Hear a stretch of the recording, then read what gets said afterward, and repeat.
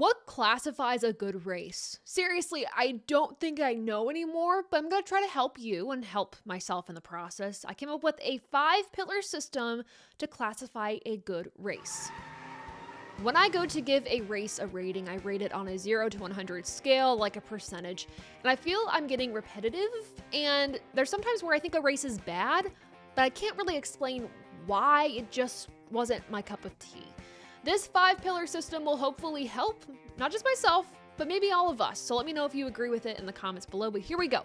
Pillar number 1, the most obvious pillar, is the on-track product. Did Goodyear bring a good tire? Did it take to the track well? Did we have good side-by-side action? Was there good passing? Was there enough passing? All those things in between.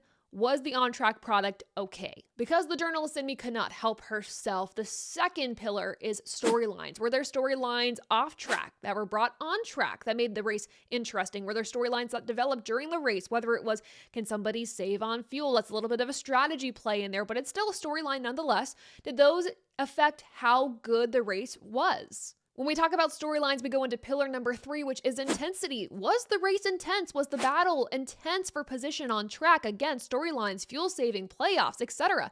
There's a lot of intensity that goes into a race weekend, and that can bring some entertainment value. So, was there enough intensity during this race? Number 4, again, I'm probably losing some of you at this point, but hopefully this makes sense. 4 is historical context. For me to really like a race and enjoy it despite some of its pitfalls, I like to look for historical happenings during an event, whether it's a first win for a driver, whether it's a 100th win for an organization, etc. Like I think about William Byron's spectacular win for Hendrick Motorsports this year at Martinsville. I look at SVG, his first win in the Cup Series and his first time racing in NASCAR ever at the Chicago Street Course. It was a first time at the course, first for SVG.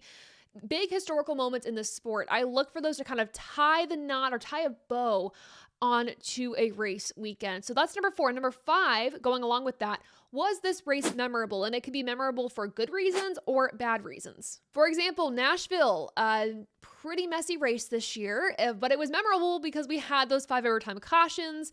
Not memorable in a good way, in my opinion, but there was also the intensity factor with the fuel save, etc. So balancing it out. So if there's a great on-track product, there is great storylines, the intensity is fantastic, there's historical context, and it's memorable. If those all hit a 100%, this race is getting a 100%, no doubt.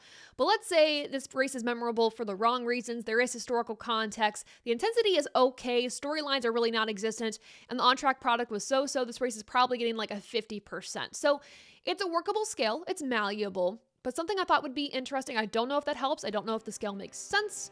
But as we all try to discuss and quantify what makes a good race and what makes a bad race, I feel like we should all have our own ranking system in mind.